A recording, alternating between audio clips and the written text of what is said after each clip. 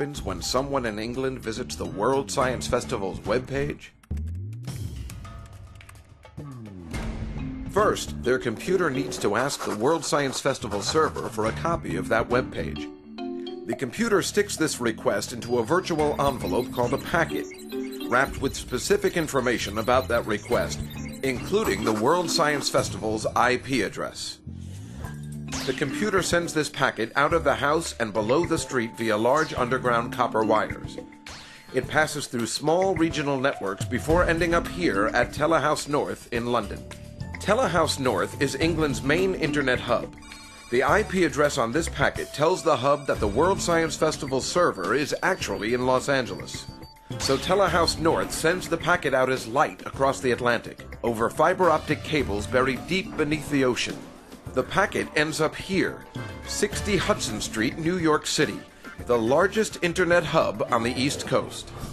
This hub sends the packet through a series of regional networks connecting New York to Los Angeles, where the World Science Festival server resides.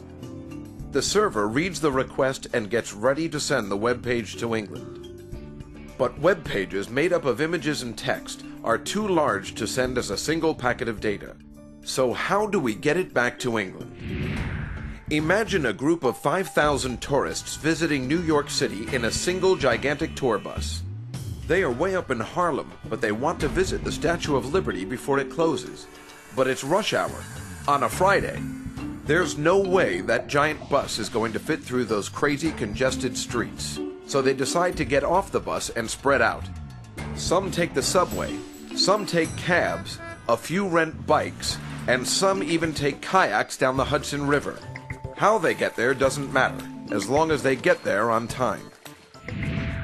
Likewise, for the internet to work efficiently, this web page is pulverized into thousands of tiny packets of data, each one wrapped with all of the information it needs to rebuild itself in England. The packets are sent to LA's One Wilshire hub, which checks the traffic report before sending them off. Through miles and miles of land they travel, checking in through different hubs. Like our New York City tourists, those packets don't care how they get there, as long as they get there as fast as possible.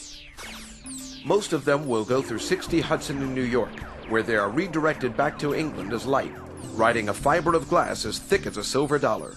Then back on copper wire, through regional British networks, until all the packets reach their destination and this epic journey, it all happens in about a second, along with trillions